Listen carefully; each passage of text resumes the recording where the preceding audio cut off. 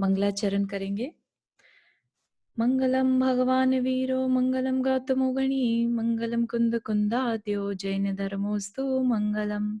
नमो अरिहंताणं नमो सिद्धाणं नमो आयर्याणं नमो उवज्जायाणं नमो लोये सवसाहुणम्। पंच परमेष्टि भगवान की जय। 45 मिनट के लिए सभी प्रकार के पापों का त्याग करके सभी 9 बार नमोकार मंत्र पढ़ लें।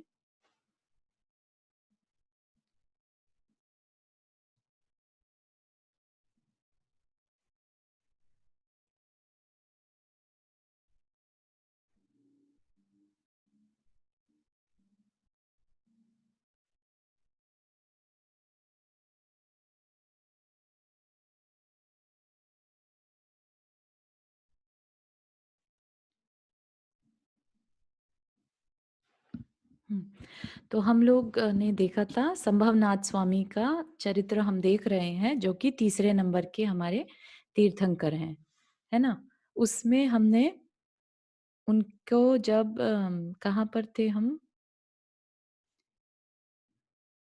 हाँ, जब वो उत्पन्न हुए, है ना? तब संभवनाथ स्वामी जब जन्म लिया उसकी बता रहे हैं कि सुखों का भोग करते जब कितने 44 लाख पूर्व हो चुके, तब उन्हें मेघों को देखकर बोधि की प्राप्ति हुई और वैराग्य हो गया। ठीक है?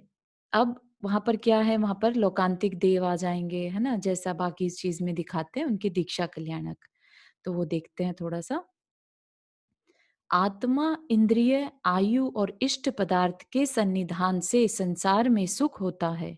सो आत्मा का सन्निधान तो इस जीव के सदा विद्यमान रहता है।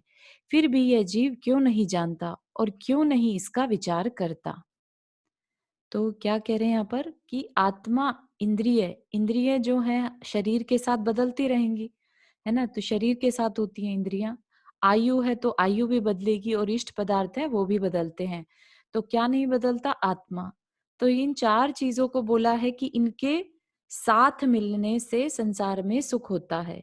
तो फिर कहते हैं कि जब आत्मा का साथ तो जीव के साथ हमेशा रहता है, फिर यह जीव क्यों नहीं जानता और क्यों इसका विचार नहीं करता? है ना? कितनी विचित्र बात है कि जो चीज हमारे साथ हमेशा रहती है या हम खुद हैं, राइट? तो उस चीज की हम पहचान नहीं कर पाते। यह लक्ष्मी बिजली की चमक के समान कभी भी स्थिरता को प्राप्त नहीं होती। जो जीव इसकी इच्छा को छोड़ देता है, वही निर्मल सम्यक ज्ञान की किरणों से प्रकाशमान मोक्ष लक्ष्मी को प्राप्त हो सकता है। इस प्रकार पदार्थ के सार को ग्रहण करने वाले संभवनाथ स्वामी की स्तुति कर लौकांतिक देव चले गए। तो जब भी भगवान को वैराग्य होता है, तो लौकांतिक देव तुरंत आ जाते हैं उनकी अनुमोदना करने के लिए। वो इसी में ही अपना पुण्य कमा लेते हैं। तो भगवान के वैराग्य होने की भावना को ही वो लोग अपना पुण्य मानते हैं, है ना? उससे पुण्य कमाते हैं उसकी अनुमोदना करके। हाँ जी। लोकांतिक देव के? हाँ, लौकांतिक देव होते हैं पांचवें स्वर्ग के देव। एक विशेष जाति है वहां पर देवों की, लौकांतिक देव बोलते हैं उन्हें। तो ये जो देव हैं ब्रह्मचारी देव रहते हैं, ठीक है? इनकी अच्छा। देवियां नहीं होती वहां पर। और हाँ। इनका कार्य सिर्फ स्वाध्याय करना और जो वैराग्य जहां पर भी उपस्थित होता है, तो उनकी अनुमोदना करने के लिए ये तीर्थंकरों की दीक्षा कल्याणक में जाते हैं। बराबर। बस और कोई काम नहीं करते ये। और इनका एक भवतारी होते हैं, ये अगले भव में फिर से मनुष्य बनेंगे और मुनि बन के दीक्षा मोक्ष चले जाएंगे। बराबर। हम्म। ये कैसे डिसाइड होता है कि ये लोग मतलब जैसे शुरू से होते हैं ना स्वर्ग, जो फर्स्ट से लेके 16 तक, हाँ तो जी। वहां तक हम कैसे समझेंगे कि कौन से, जैसे ये लोकांतिक आपने बोला कि फिफ्थ वाले जो है वो हाँ एक भवतारी होते हैं। हाँ हाँ। और हमने पहले भी सुना था कि सारे सबसे ऊपर 16वें सर के ऊपर रहते हैं, वो लोग भी सारे चले जाते हैं ना वहां के बाद मोक्ष नहीं में। नहीं नहीं, ऐसा नहीं है। जो सौधर्म इंद्र होता है जैसे, है ना? हाँ लौकांतिक देव हैं, सर्वार्थ सिद्धि के देव हैं, वो एक हाँ। भवतारी होते हैं, है ना? और इंद्राणी, शची और दक्षिणेंद्र जो है वो दो भवतारी होते हैं, ऐसा है। अच्छा, तो ये फिफ्थ वाले हो गए और वो फिफ्थ है वो डायरेक्ट। एक भवतारी है कि अगले भव में बस मनुष्य बनेंगे, दीक्षा लेंगे और मोक्ष चले जाएंगे। मतलब इनका नंबर से नहीं होता है कुछ, है ना? 1 हाँ, से ऐसा नहीं है 10 कि ये वाले 5वें स्वर्ग में या पीरियड। छोटे नीचे के स्वर्ग में फिर भी कैसे चले जाएँगे, है ना? हाँ, हाँ, लेकिन हाँ। ये इनकी जो पोज़ीशन है, देखो सौधर्मिंद्र भी तो चला जाएगा ना, वो तो हाँ, हाँ, पहले वो ही तो स्वर्ग नीचे तक आ जाएँगे, जाता है। है हाँ, ना? वो तो नीचे तक आता है हाँ, मतलब हाँ, ये इसको जो भगवान को लेने लौकांतिक आता देव है। हैं, हाँ, ये इंद्र नहीं होते, ये सामान्य देव हैं, लेकिन इनका कार्य सिर्फ़ ये ब्रह्मचारी होते हैं। इनके हुँ। पिछले पूर्व भव के इतने तीव्र इन्होंने तपस्या करी होती है, जिसकी वजह से ये लौकांतिक देव बनते हैं। लौकांतिक देव सफ़ेद वस्त्र पहनते हैं, बिल्कुल जैसे होता है ना कि ब्रह्मचारी लोग रहते हैं, वैसा, है ना? तो उस तरीके से इनका रहन-सहन रहता है। क्या क्या नाम है इसका, मतलब इनका वो? नाम ही लौकांतिक देव रहता है। नहीं, वो स्वर्ग का नाम क्या आएगा इसमें? हम कल पढ़े थे। ब्रह्मलोक, ब्रह्मलोक। ब्रह्मलोक, ओके। हुँ, 5वां स्वर्ग है ना ब्रह्म। ब्रह्मोत्तर जो वाला। हाँ, हाँ, ओके, 5वां ओके। हो गया ना? हुँ, थैंक यू। चलो। तथा भगवान भी अपने पुत्र के लिए राज्य देकर दीक्षा कल्याणक उत्सव करते हुए देवों द्वारा उठाई हुई सिद्धार्थ नाम की पालकी में सवार हो नगर के बाहर निकले। ठीक है, तो सबके साथ सेम रहता है, देव उठाते हैं पालकी लेके चले जाते हैं नगर के बाहर, और एक वन में, वहां पर एक वृक्ष के नीचे एक शिला पर, है ना, स्थापित होकर, और वो वहां पर दीक्षा, स्वयं दीक्षा लेते हैं। तीर्थंकरों का कोई गुरु नहीं होता, उनको स्वयं ही वैराग्य होता है और स्वयं ही दीक्षा लेते हैं। इसलिए स्वयंभू बोलते हैं ना, स्वयंभू, क्योंकि वो खुद ही अपने आप में ऐसा बन जाते हैं। सहेतुक वन में मतलब ये एक देव ये मतलब ये जो लोकांतिक देव हैं, हम्म, ये उनको क्या करने के लिए आते हैं? इनको लौकांतिक शंभु भगवान देव शंभुनाथ जब को। भी भगवान वैराग्य उत्पन्न होता है, जिस समय, हाँ, है ना, कि अब हाँ, बस वैराग्य हुआ, तो हाँ, वैराग्य होने के बाद तीर्थंकर वापस अपने गृहस्थ में नहीं जाते, है ना? अच्छा, ऐसा नहीं कि वैराग्य हो गया तो डावाडोल हो रहे हैं कि आगे मैं क्या करूं, मुझे दीक्षा लेनी है कि नहीं लेनी है, हो गया तो हो गया।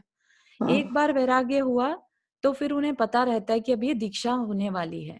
ठीक है, तो लौकांतिक हुँ, देवों का आसन कंपायमान हो जाता है, और वो हुँ, तुरंत वहां पर उनकी अनुमोदना करने, उनकी सहमति देने कि हाँ आप बहुत अच्छा काम कर रहे हैं, है ना? और उसी समय अच्छा, वो देवों की तीर्थंकर भगवान की स्तुति करते हैं। 1008 नाम, जिन सहस्त्र नाम स्तोत्र है ना, हाँ, हाँ, है ना? आप उन नामों से भगवान की स्तुति करते हैं। ओ ठीक है, और करने के हाँ, बाद, अनुमोदना के बाद वापिस चले जाते हैं। ओ बस ओके, इनका काम यही है कि वैराग्य की अनुमोदना करते हैं, और बस इनको कोई मतलब नहीं रहता कि और हुँ, किसी जगह पे जाएं। ये ओके, जन्म कल्याणक में भी नहीं आते और गर्भ हाँ, में भी नहीं आते, सिर्फ दीक्षा में आते हैं। ओके, ठीक है। फिर आगे क्या कह रहे हैं? ठीक है, पालकी से सवार होकर नगर के बाहर सहेतुक वन में 1000 राजाओं के साथ संयम धारण कर लिया। दीक्षा लेते ही उन्हें मनः पर्यय ज्ञान प्राप्त हो गया। मनः पर्यय ज्ञान होता है सामने वाले के मन में क्या चल रहा है, ये उसकी जानकारी रखते हैं, मतलब ये ज्ञान का इतनी सामर्थ्य है। ठीक है, लेकिन वो एक अलग बात है कि वो उसका यूज नहीं करते। दीक्षा लेते ही उन्हें चौथा ज्ञान भी प्राप्त हो गया। पहले 3 ज्ञान तो उन्हें जन्म के साथ मिलते ही हैं, और चौथा ज्ञान उन्हें दीक्षा लेते ही हो जाता है अपने आप ही। तो सोचिए कि दीक्षा लेते ही उनके अंदर एक ऐसी रिद्धियां प्राप्त होने शुरू हो जाती हैं, बिकॉज ऑफ विशुद्धि। ठीक है ना, पिछले पुण्य भी कह लीजिए, और अंदर की विशुद्धि के कारण उनके अंदर रिद्धियां, सिद्धियां प्रकट हो जाती हैं। स्वर्ण के समान प्रभा को धारण करने वाले भगवान ने दूसरे दिन भिक्षा के हेतु श्रावस्ती नगरी में प्रवेश किया। वहां कांचन जैसी कांति के धारक सुरेंद्र दत्त नामक राजा ने उन्हें पड़गाह कर आहार दान दिया, और जिनमें अनेक रत्न चमक रहे हैं ऐसे पंच आश्चर्य प्राप्त किए। तो ये चीज आपको पहले भी बताई थी कि जब भी तीर्थंकर का आहार होता है, वो एक राजा के घर ही होता है ना? और क्यों होता होगा? क्योंकि तीर्थंकर जो है वो बहुत बड़ी हस्ती है ना? उनको आहार देने वाला भी तो बहुत पुण्यशाली होना चाहिए। तो इसलिए राजा के घर ही उनका आहार होता है। ठीक है? और जब भी आहार होता है, उनके घर वहां पर उस समय पंच आश्चर्य होते हैं, देवों द्वारा किए हुए पंच आश्चर्य, जिसमें कि एक रत्न की वर्षा भी है। ठीक है, मंद सुंदर खुशबू वाली वायु का बहना, पवनों फूलों का गिरना और वहां पर अप्सराओं का नृत्य करना, दुंदुबी बजना, ये भी सब कार्य होते हैं। इस प्रकार शुद्ध बुद्धि के धारक भगवान संभवनाथ 14 वर्ष तक छद्मस्त अवस्था में मौन से रहे। छद्मस्त अवस्था कौन सी अवस्था है? जब तक केवल ज्ञान ना हो जाए। तो जब तक केवल ज्ञान नहीं होगा तब तक वो मौन रहते हैं, दीक्षा से लेकर और केवल ज्ञान तक मौन रहते हैं। और केवल ज्ञान होने के बाद भी ऐसा नहीं कि फिर उसके बाद बोलते रहते हैं ना, उनकी तो सिर्फ दिव्य ध्वनि कीर्ति है। तदनंतर दीक्षा वन में पहुंचकर शाल्मली वृक्ष के नीचे कार्तिक कृष्ण चतुर्थी के दिन जन्मकालीन मृगशीर नक्षत्र में शाम के समय बेला का नियम लेकर ध्यान आरूढ़ हुए और 4 घातीय कर्म रूपी पाप प्रकृतियों को नष्ट कर अनंत चतुष्टय को प्राप्त हुए।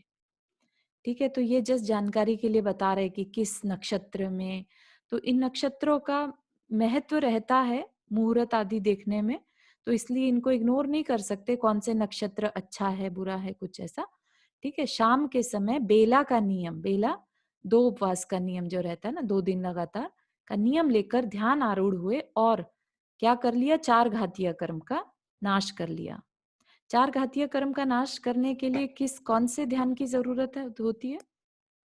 कोई जानकारी हो? शुक्ल ध्यान। शुक्ल ध्यान। ध्यान, हाँ, बहुत सुंदर, बहुत सुंदर। शुक्ल ध्यान में आरूढ़ हुए है ना, ऐसा नहीं कि अब वहां पर धर्म ध्यान कर रहे हैं, शुक्ल ध्यान और 4 घातीय कर्म। कौन से 4 घातीय कर्म नष्ट किए होंगे उन्होंने? ज्ञानावरणी, दर्शनावरणी, मोहनीय एंड अंतराय। बहुत सुंदर, बहुत ही बढ़िया, है ना। तो ये 4 घातीय कर्म, घातीय क्यों? क्योंकि ये आत्मा का घात करते हैं। घात कैसे करते हैं? जो आत्मा में इतनी अनंत शक्तियां हैं, उन शक्तियों का घात करते हैं।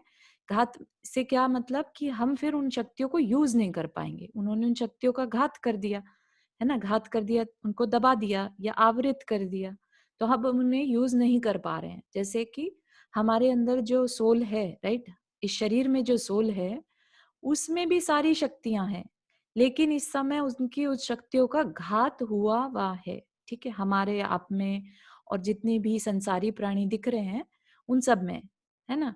तो वो जो 4 घातीय कर्म का जब नाश होता है, जैसा कि अभी सुधा जी ने जिक्र किया, जब वो नाश होती हैं तो अंदर से जो हमारी रियल शक्तियां हैं उसको अनंत चतुष्टय नाम दे दिया। 4 शक्तियां हैं तो चतुष्टय मतलब 4। ठीक है, तो अनंत चतुष्टय प्रकट हो जाता है, अपनी शक्तियां, रियल शक्तियां प्रकट हो जाती हैं।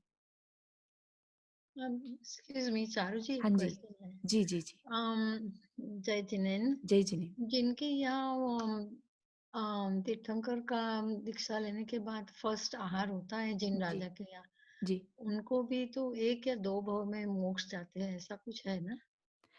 होगा, जरूर होगा। एक्चुअली इस समय जानकारी एकदम से नहीं याद आ रहा है, लेकिन जरूर होगा क्योंकि इतना पुण्य उनको, अतिशय पुण्य है ना, को आहार देने से कितने उनके कर्म का क्षय हुआ होगा और बंधे भी होंगे, पुण्य कर्म बंधा भी होगा, तो डेफिनेटली।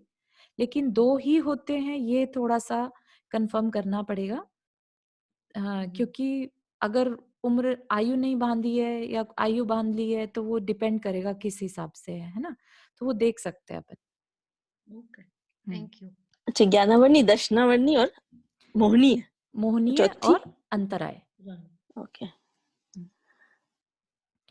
उसी समय इन्होंने कल्पवासियों तथा ज्योतिष आदि 3 प्रकार के देवों के साथ कैवल्य महोत्सव किया, अर्थात ज्ञान कल्याणक उत्सव किया। उसी समय मतलब जैसे ही उनके वो 4 घातीय कर्म नष्ट हुए, उसी समय क्या हुआ उनको, क्योंकि केवल ज्ञान प्रकट हो गया, है ना। केवल ज्ञान प्रकट हुआ तो समोशरण लगेगा। सारे के सारे जितने भी कल्पवासी देव थे, 16 स्वर्गों तक जो देव होते हैं उनको कल्पवासी देव कहते हैं।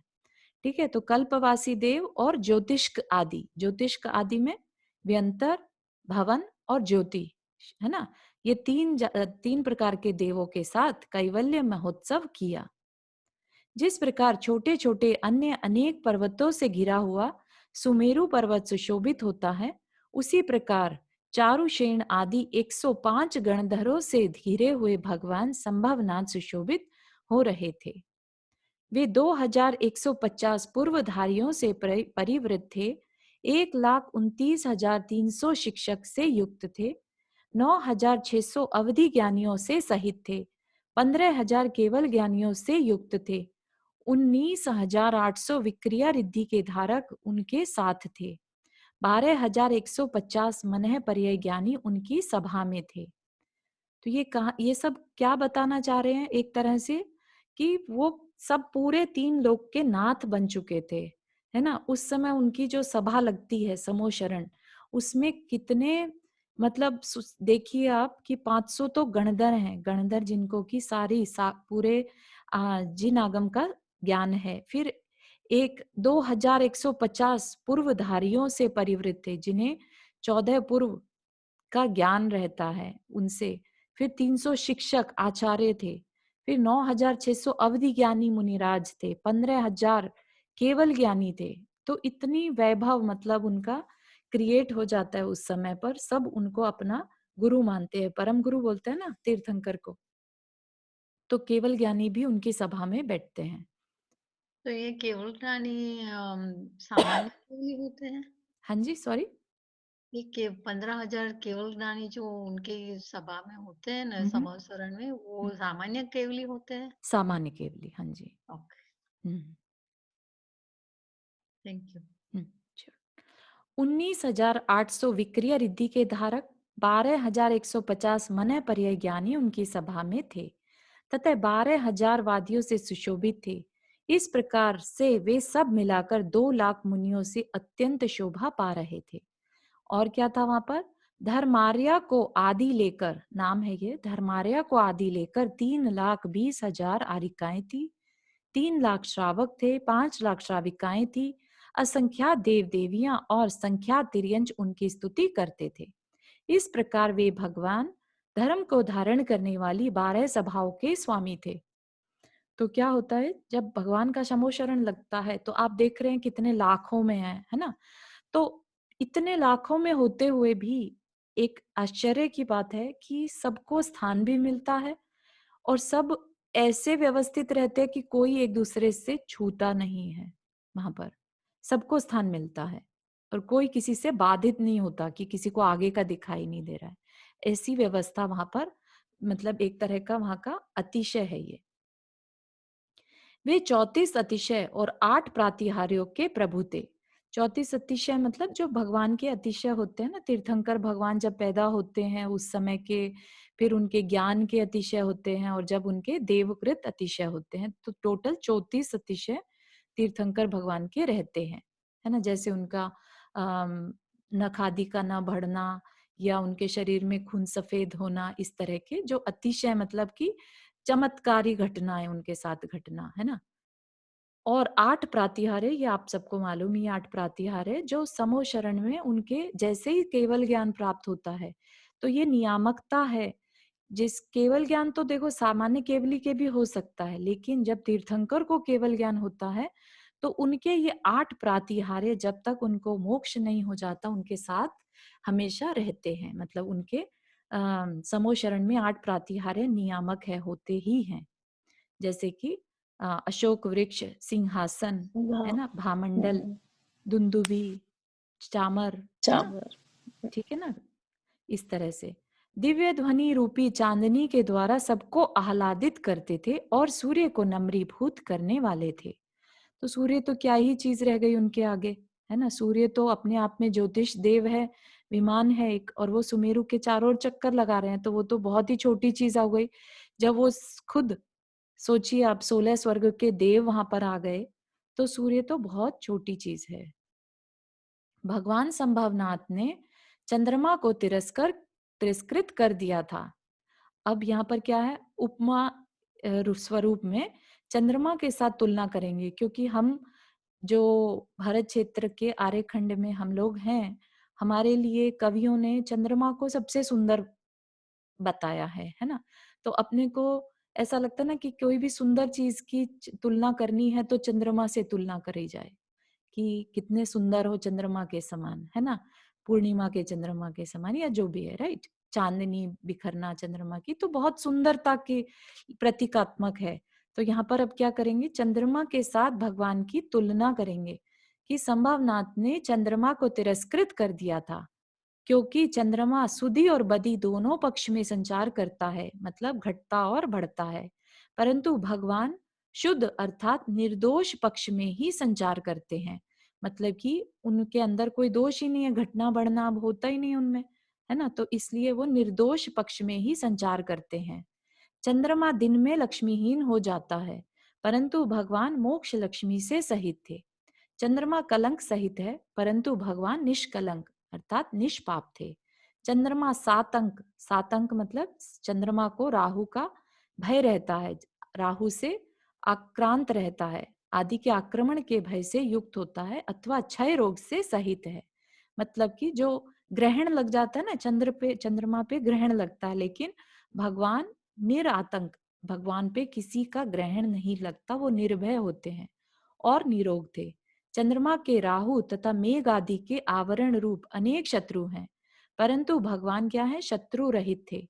चंद्रमा कुपक्ष यानी कृष्ण पक्ष को करने वाला है, परंतु भगवान कुपक्ष यानी मलिन सिद्धांत को नष्ट करने वाले थे। चंद्रमा दिन में ताराओं से रहित दिखता है, परंतु भगवान सदा मुनि रूपी तारागणों से युक्त रहते थे।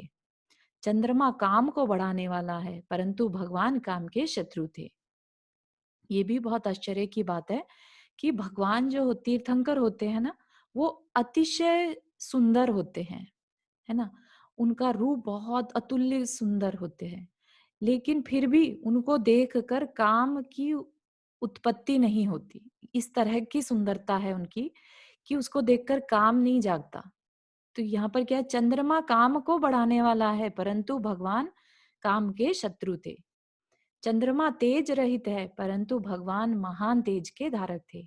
चंद्रमा पूर्णिमा के सिवाय अन्य तिथियों में वृत्ताकार न रहकर भिन्न भिन्न आकार का धारक होता है, परंतु भगवान सदा सतवृत्त सदाचार के धारक रहते थे। चंद्रमा केवल पूर्णिमा को ही पूर्ण रहता है, अन्य तिथियों में अपूर्ण रहता है, परंतु भगवान सदा ज्ञान आदि गुणों से पूर्ण रहते थे। क्योंकि एक बार केवल ज्ञान प्रकट हो गया, जो उनका खुद का अनंत ज्ञान है, उससे बढ़कर तो कुछ है ही नहीं, और उसमें कुछ भी घटबड़ भी नहीं होती। चंद्रमा के निकट ध्रुव तारा का उदय नहीं रहता, परंतु भगवान सदा अभ्युरण ध्रुव्योदय रहते, अर्थात उनका अभ्युदय, अभ्युदय पुण्य या उनका जो महात्म है वो ध्रुव अर्थात स्थायी था। अब वो जो है तीन लोकों के नाथ हमेशा के लिए बन गए। चंद्रमा केवल मध्यम लोक के द्वारा सेवनीय है, परंतु भगवान तीनों लोकों के द्वारा सेवनीय थे। सेवनीय मतलब ये उस समय की प्रचलित है ना, जैसे कई लोग चंद्रमा को देखकर अर्घ चढ़ाते हैं या चंद्रमा की पूजा करते हैं, है ना। तो उसके लिए कह रहे हैं कि चंद्रमा जो है मध्य लोक के द्वारा सेवनीय है, परंतु भगवान क्या है, तीनों लोक के द्वारा सेवनीय थे। चंद्रमा कमलों को मुकुलित कर देता है, मुकुलित मतलब खिला देता है, ओपन कर देता है, परंतु भगवान सदा भव्य जीव रूपी कमलों को प्रफुल्लित करते थे, अर्थात भव्य जीवों की पद्मा अर्थात लक्ष्मी को बढ़ाते थे। चंद्रमा केवल बाह्य अंधकार को ही नष्ट करता है, परंतु भगवान ने बाह्य और आभ्यंतर दोनों प्रकार के अंधकार को नष्ट कर दिया था। तथा चंद्रमा केवल लोक को प्रकाशित करता है, परंतु भगवान ने लोक अलोक दोनों को प्रकाशित कर दिया था।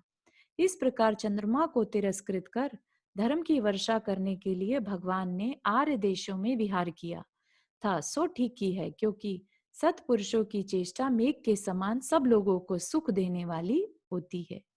अंत में जब आयु का 1 माह अवशिष्ट रह गया, तो यहाँ तक हमने क्या देखा, एक तरह से भगवान की भक्ति करने का एक तरीका है ये, है ना। भक्ति करने में कहीं ना कहीं हमें किसी चीज की तुलना तो करनी ही पड़ेगी, क्योंकि हम जो भगवान के अनंत गुण हैं उनको तो कह ही नहीं सकते।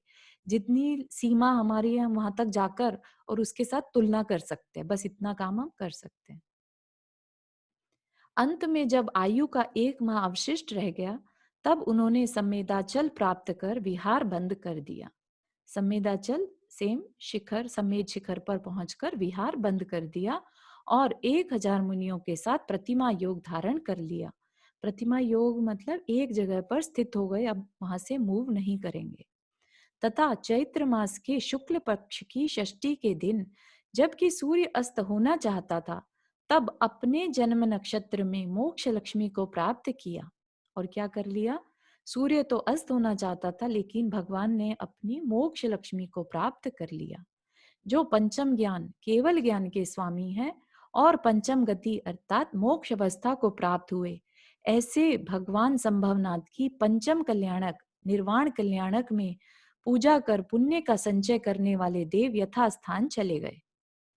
तो जब भगवान का निर्वाण हुआ उस समय फिर से देव लोग आते हैं उनके निर्वाण कल्याणक में उनकी पूजा करने, है ना। कितना सुंदर दृश्य उस समय होता होगा जब भगवान को मोक्ष हो गया। अभी अभी वो सामने थे, शरीर सामने था, राइट, और अब उनके शरीर वहीं पर रह गया और आत्मा वहां से सिद्धालय की ओर चली गई। उपायों के जानने में निपुण भगवान संभवनाथ ने 6ठे से लेकर 14वें तक संयम के उत्तम गुण स्थानों का उल्लंघन किया। तो यहाँ पर जिन्होंने कभी पहले इस बारे में नहीं सुना है, गुण स्थान या ये क्या कहना चाह रहे हैं, 6ठे से लेकर 14वें तक के संयम के उत्तम गुण स्थान, तो ये टेक्निकल वर्ड है। गुण स्थान बेसिकली आत्मा की अवस्था, लाइक उसको मापने का मापदंड कि अभी ये आत्मा किस कैटेगरी या किस लेवल पर है, ठीक है। तो ऐसे 14 लेवल होते हैं आत्मा की कैटेगरी को मापने के, ठीक है। तो जैसे आपने बहुत बार सुना होगा चतुर्थ गुण स्थान या सम्यक दृष्टि, तो वो क्या है? चौथे गुण स्थान पर, ठीक है। उनका 4th लेवल है। अभी स्टेप्स वाइज अगर आप देखें तो मोस्टली जो है वो फर्स्ट स्टेप पे ही रहते हैं, मिथ्या दृष्टि, और उसके बाद सम्यक दृष्टि जो 4th लेवल है। उसके ऊपर ऊपर जितना व्रत लेंगे, मुनि बनेंगे, तो मुनि से 6ठा गुण स्थान चालू होता है। गुण स्थान मतलब आत्मा का स्थान क्या है, ठीक है, उसके किस गुण की प्रकट हो गया, कितना गुण प्रकट हो गया, उसके हिसाब से उसका प्लेस होल्डर बेसिकली। तो ये 6ठे गुण स्थान से मुनि महाराज स्टार्टिंग करते हैं, ठीक है। तो अगर कोई भी कहे कि ये मुनि महाराज हैं तो क्या कहेंगे? ये 6ठे गुण स्थान वाले हैं, ठीक है। तो 6ठे गुण स्थान से 14वें तक 14 गुण स्थान तक जो है निर्वाण अवस्था रहती है। लाइक 13वें में केवल ज्ञान होता है और 14वें के बाद सिद्ध बन जाते हैं। 14वें में वो कंप्लीट कर लेते हैं अपना मनुष्य भव या ये शरीर जो करंट प्रेजेंट भव है वो 14वें तक ही जाता है, उसके बाद सिद्धशिला। तो उल्लंघन किया मतलब क्रॉस करते चले गए, 6ठे से लेकर 14वें तक सबको क्रॉस कर दिया। अत्यंत दुष्ट 8 कर्म रूपी शत्रुओं का विनाश किया। तो पहले हमने देखा था 4, है ना। अब क्या कह रहे हैं? बाकी के 4 और, तो टोटल 8 कर्म रूपी शत्रुओं का विनाश कर दिया। अत्यंत इष्ट सम्यक्त्व आदि 8 गुणों को अपना अविनश्वर शरीर बनाया। मतलब कि गुणों को ही अब अपना शरीर बना लिया। मतलब भगवान जो बन जाते हैं, तीर्थंकर जो सिद्ध बन जाते हैं, उनमें शरीर नहीं रहता है ना, सोल है, शरीर नहीं है। तो शरीर क्या यहाँ पर एक उपमा की तरीके से है कि अब सम्यक तो आदि जो 8 गुण प्रकट हो गए उनके अंदर, बस वो ही उनका शरीर है। और अष्टम भूमि किसे कहते हैं? सिद्ध छिला को। अष्टम भूमि में अनंत सुख से युक्त हो सुशोभित होने लगे। बात समझ में आ रही है यहाँ तक? ऑलमोस्ट ये चैप्टर कंप्लीट हो रहा है, फिर क्वेश्चन रखेंगे। जिन्होंने अनंत चतुष्टय रूप विशाल तथा निर्मल लक्ष्मी प्राप्त की है, जिन्होंने शरीर रहित, मैं पूछ रही हूँ कि अत्यंत दुष्ट 8 कर्म रूपी शत्रु का नाश किया, तो ये कौन से हुए? हाँ, लेट्स फिनिश दिस, है हाँ, ना, नीचे तक।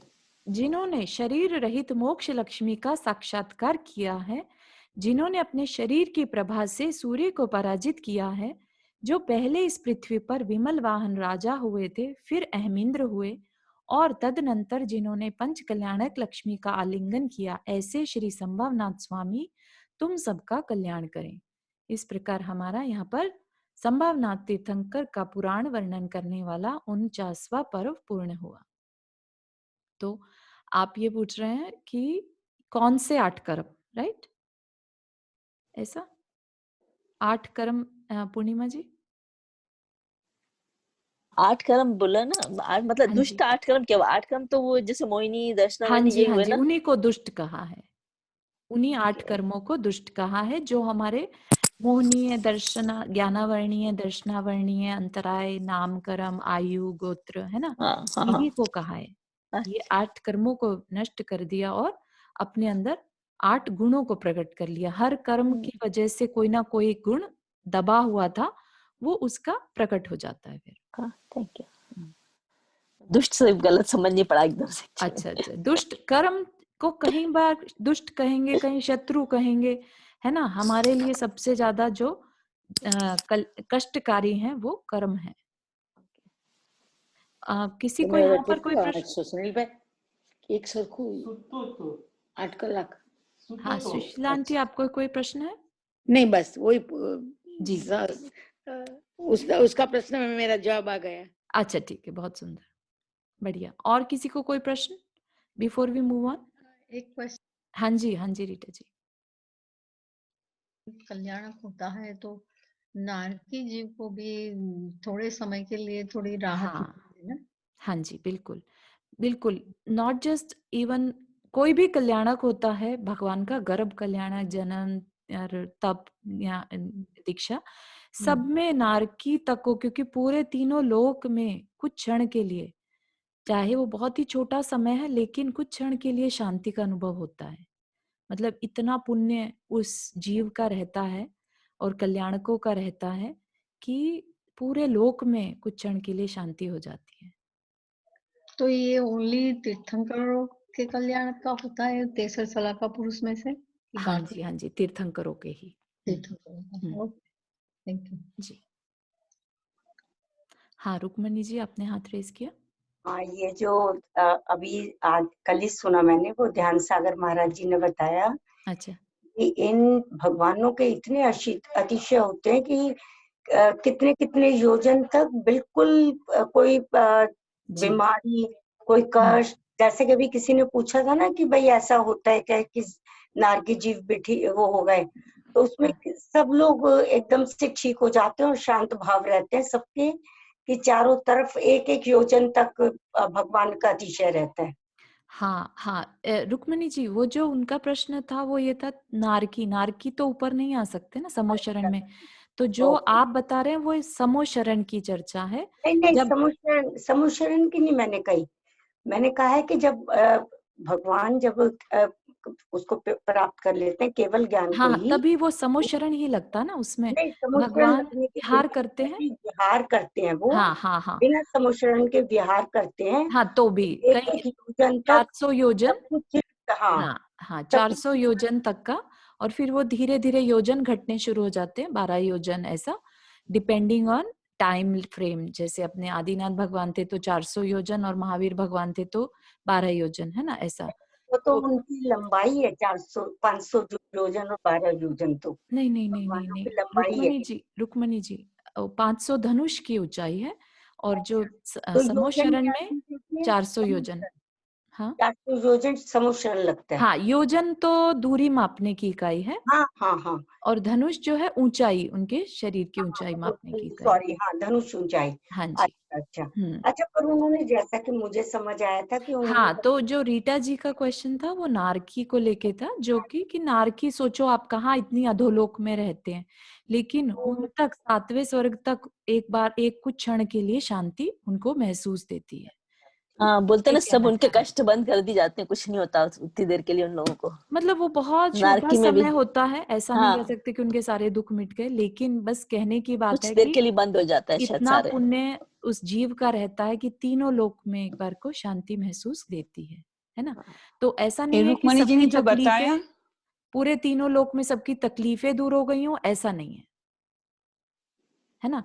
जब लेकिन वो विहार करते हैं, तब जरूर एक लिमिटेड योजन, जब जहां तक उनका ऑरा फैलता है उतनी एक दूर। योजन तक, एक हाँ योजन तक उनका ऑरा रहता है, तो वहां एक योजन तक कोई भी आदमी परेशान नहीं होता, सब जगह खुशहाली, कोई बीमारी नहीं, कोई भी कुछ नहीं, एकदम से ठीक रहते हैं हाँ, सब। वो तो ये अपने भी तो किसी केवल अभी पढ़ा ज्ञान का अपन ने थोड़ी अतिशय है पहले, ना। थोड़ी देर पहले पढ़ा ये ना अपन ने उनके किसी में। केवल ज्ञान का अतिशय होता है। हाँ जी केवल ज्ञान का जी भी। जी। मतलब एक योजन तो 400 मेरा ख्याल हो गया ना, किलोमीटर या माइल कितना, एक योजन डिपेंड करता है, 400 8 किलोमीटर, 8 400 मील भी हो किलोमीटर, सकता है। हाँ जी, मीलों 400 में होता है। किलोमीटर, 1 योजन 400 किलोमीटर। ठीक है, इसको चेक कर सकते हैं। हाँ। जी। और किसी को कोई प्रश्न?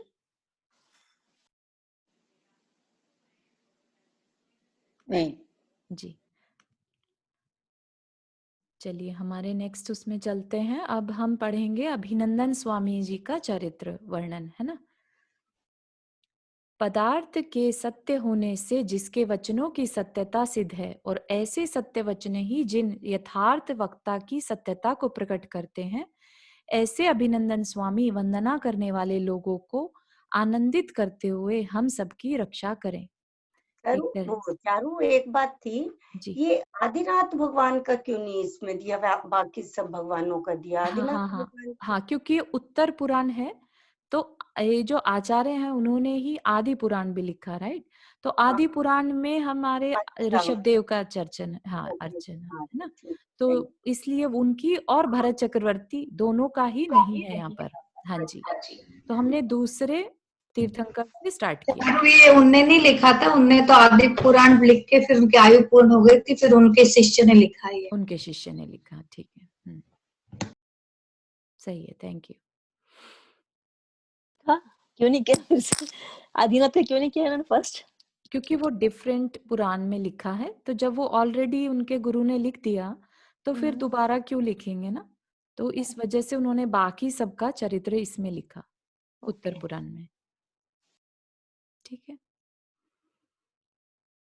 63 सलाका पुरुष में से 2 आदि पुराण में दो है, कम कर दिए। हाँ जी। आदिनाथ भगवान और भरत और चक्रवर्ती। पहले तीर्थंकर और पहले चक्रवर्ती, दोनों आदि आदि पुराण में है। करेक्ट। और बाकी सबको हम यहाँ पर पढ़ना शुरू किया अजितनाथ स्वामी से। हाँ। आप प्रकृति नॉलेज में। थैंक जी। चलिए, पदार्थ के सत्य होने से जिनके वचनों की सत्यता सिद्ध है, और ऐसे सत्य वचन ही जिन यथार्थ वक्ता की सत्यता को प्रकट करते हैं, ऐसे अभिनंदन स्वामी वंदना करने वाले लोगों को आनंदित करते हुए हम सबकी रक्षा करें। एक तरह से मंगलाचरण समझिए, है ना, स्टार्ट करने से पहले कि भगवान अभिनंदन स्वामी हम सबकी रक्षा करें। जम्बू द्वीप के पूर्व विदेह क्षेत्र में सीता नदी के दक्षिण तट पर एक मंगलावती नाम का देश सुशोभित है। उसके रत्न संचय नगर में महाबल नाम का राजा था। वह बहुत भारी राज संपत्ति से सहित तथा चारों वर्णों और आश्रमों का आश्रय था, अर्थात रक्षा करने वाला था।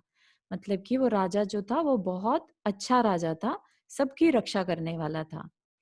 उसके पृथ्वी की रक्षा करते समय अन्याय यह शब्द ही नहीं सुनाई पड़ता था, और समस्त प्रजा किसी प्रतिबंध के बिना ही अपने अपने मार्ग में प्रवृत्त करती थी।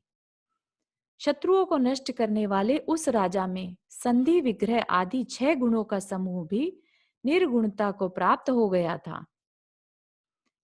ये मुझे नहीं मालूम इसका क्या मतलब है। राजा में संधि, विग्रह आदि गुण 6 गुणों का समूह भी निर्गुणता को प्राप्त हो गया था। तो इसको हम रेफरेंस में देख सकते हैं, या फिर किसी महाराज जी से इसके बारे में पता कर सकते हैं।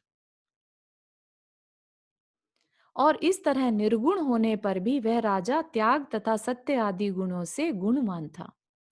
ठीक है, त्याग भी था उसमें, सत्य भी था और निर्गुण भी था। वह राजा लक्ष्मी का निर्बाध पति था। यद्यपि सरस्वती कीर्ति और वीर लक्ष्मी लक्ष्मी सौते थी, तो भी राजा सब पर प्रसन्न चित्त रहता था। उसकी कीर्ति अन्य मनुष्यों के वचनों तथा कानों में रहती है। सरस्वती उसके वचनों में रहती है, वीर लक्ष्मी वक्षस्थल पर रहती है, और मैं सर्वांग में रहती हूँ, यह विचार कर ही लक्ष्मी अत्यंत संतुष्ट रहती थी। तो ये एक तरह से एक अलंकारिक भाषा ही है, जिसमें कि लक्ष्मी जो होता है ना, वैभव लक्ष्मी के काइंड ऑफ, तो वो क्या सोच रहे, सरस्वती और वीर लक्ष्मी के साथ रहना है मुझे, तो ये दोनों मेरी सौत है। लेकिन वो सब पे प्रसन्न रहता था राजा।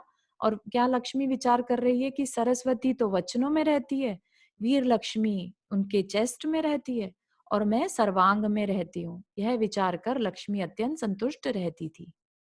स्त्री रूपी कल्पलता से रमणीय उनका शरीर रूपी कल्पवृक्ष, वह जिसकी इच्छा करता था वही वही सुख प्रदान करता था। मतलब कि उनको शारीरिक सब तरह के सुख प्राप्त थे।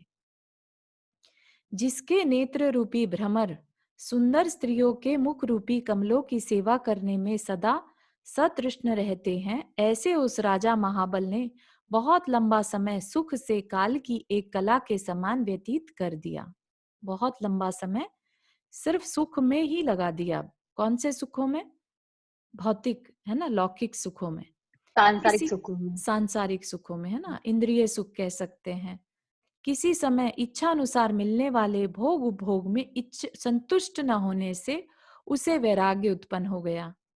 सोचिए किस तरह से वैराग्य हुआ कि बहुत हो गया, इतना सुख मिल गया कि उससे भी बोर हो गए।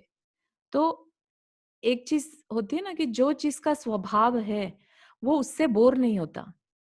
तो भोग को भोगना हमारा स्वभाव नहीं है, इसलिए हम उसमें भी एक लिमिट के बाद बोर हो जाते हैं। तो वो उससे असंतुष्ट हो गए और उन्हें वैराग्य उत्पन्न हो गया, जिससे उस उदार चेता ने धनपाल नामक पुत्र के लिए राज्य देकर विमल वाहन गुरु के पास पहुंच संयम धारण कर वह 11 अंग का पाठी हुआ और 16 कारण भावनाओं का उसने चिंतन किया। ठीक है, तो सेम कहानी हर एक तीर्थंकर के साथ घटित हो रही है। तो 16 कारण भावना भाने से क्या हुआ, उनको क्या किया उन्होंने, क्यों महत्व है इनका?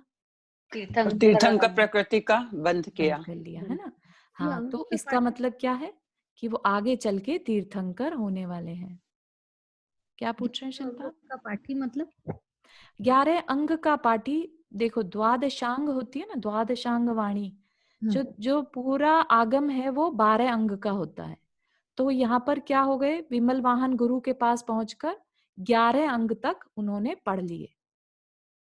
ठीक है, इतनी नॉलेज उन्होंने अपने गुरु से पाली, तो इतना ज्ञान उनको हो गया। और साथ ही साथ 16 कारण भावनाएं भी उन्होंने भाई। तो 16 कारण भावनाएं भाना ज्ञान से रिलेटेड नहीं है। 16 कारण भावनाएं उनके भावों की स्थिति है। भावनाएं है ना, भावना क्या है, भावना कहाँ से पैदा होती है? हृदय से। और ज्ञान होता है तो कहाँ से होता है? ज्ञान मस्तिष्क का काम है ना, बुद्धि का काम है। तो एक तरह से उनकी उत्कृष्ट बुद्धि हो गई और उत्कृष्ट ही उनका हृदय। तो 16 कारण भावनाएं जो होती हैं उत्कृष्ट भावनाएं हैं, हृदय से प्रकट होने वाली। इसलिए वो तीर्थंकर प्रकृति का बंद करते हैं कि बुद्धि भी बहुत है और साथ में हृदय भी पूरा उनका उत्कृष्ट भावनाएं भाने में लगा हुआ है। 16 कारण भावनाओं का चिंतन करने से उसने पंच कल्याणक रूपी फल को देने वाले तीर्थंकर नाम कर्म का बंद किया, जिससे यह तीर्थंकर होगा, आगे चल के होगा। अभी सिर्फ बंद किया है, जब उदय होता है उस नामकर्म प्रकृति का तब वो तीर्थंकर बनते हैं। ठीक है ना। सो ठीक है, क्योंकि विमल वाहन तो उसमें भी मतलब अपन ने इसके पहले वाले में भी पढ़ा था विमल वाहन। हाँ, ये लेकिन ये जरूरी नहीं है कि सेम विमल वाहन हो। वो राजा विमल वाहन थे। हाँ, यहाँ पर ये राजा उन विमल संभवनाथ वाहन पहले, नाम के गुरु के पास गए। हाँ मतलब संभवनाथ पहले विमल वाहन थे ना, हाँ, वो राजा थे, वो तो मरकर ओके। फिर अहमिंद्र हुए, उसके बाद फिर राजा, हाँ, है ना। तो इसलिए हाँ, कनेक्ट अच्छा, नहीं करिए, कनेक्ट नहीं है ना, इनके बस बीच यही में पूछे। बहुत लंबा समय बीता। हाँ बस ठीक है, कनेक्ट नहीं है अभी मतलब हम ये। आगे पढ़ेंगे कितना समय, है ना। सो ठीक है, क्योंकि मनस्वी मनुष्य क्या प्राप्त नहीं कर सकते। मनस्वी मतलब जो एफर्ट्स लगाते हैं, मन लगा के काम करते हैं, वो क्या नहीं प्राप्त कर सकते। आयु के अंत में समाधि मरण कर वह विजय नाम के पहले अनुत्तर में 33 सागर की आयु वाला अहमिंद्र हुआ। अहमिंद्र बताया था ना, अहमिंद्र क्या कौन होते हैं? सबसे स्वर्गलोक के इंद्र, स्वर्गलोक के इंद्र। इनके आगे इनके पास कोई होता नहीं, खाली वही सब में श्रेष्ठ है। सबसे ऊपर वाले स्वर्ग के इंद्र ना। अहमिंद्र 16 स्वर्ग के ऊपर सभी अहमिंद्र होते हैं। क्या मतलब इसका कि वो सब इंद्र होते हैं, अहम इंद्र, सभी अपने आप में इंद्र होते हैं। ठीक है। अब वो जितनी जितनी ऊंचे ऊपर के स्वर्गों में होते रहेंगे उतनी उतनी उनकी आयु, उनकी हर चीज बढ़ती चली जाएगी। तो कहाँ पर पैदा हुए, ये कहाँ पर जन्म लिया? अनुत्तर विमान, सबसे सॉरी नॉट अनुत्तर विमान, अनुत्तर स्वर्ग में पहले विजय नाम के विमान में।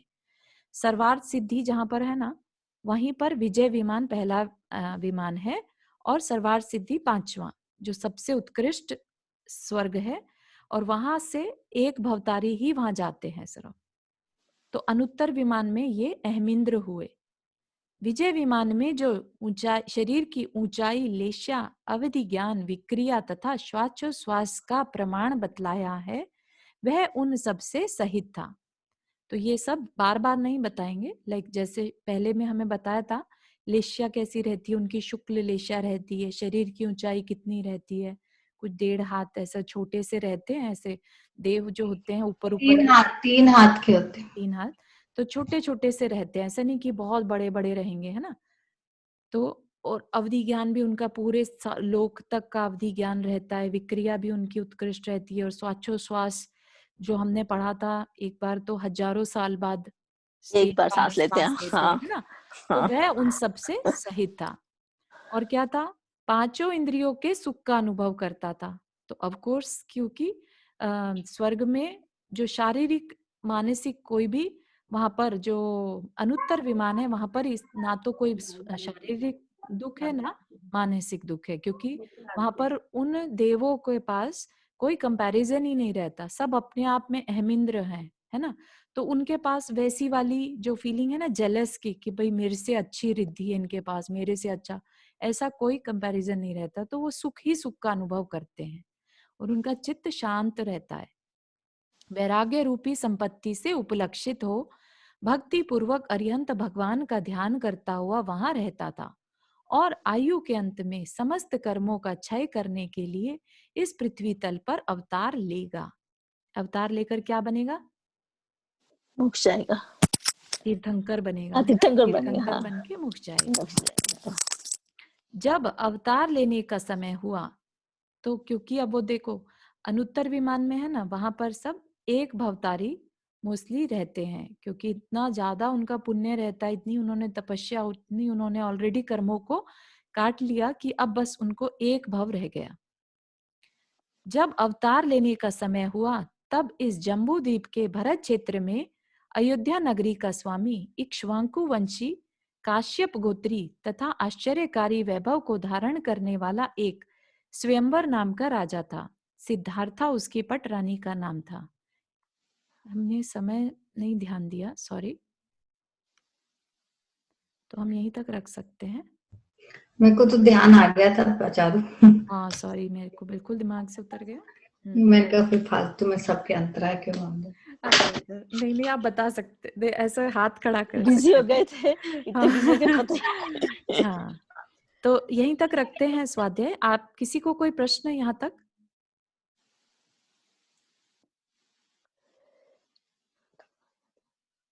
बहुत अच्छा। तो ठीक है, कल मिलते हैं इसी समय। जिनवानी स्तुति। जा वाणी के ज्ञान से सूझे लोकालोक, सो वाणी मस्तक धरो सदा देत हो धोक। हे जिनवाणी भारती तो ही जपो दिन रैन, जो तेरा शरणा गए सो पावे सुख चैन। 9 वर्ण मुखर में।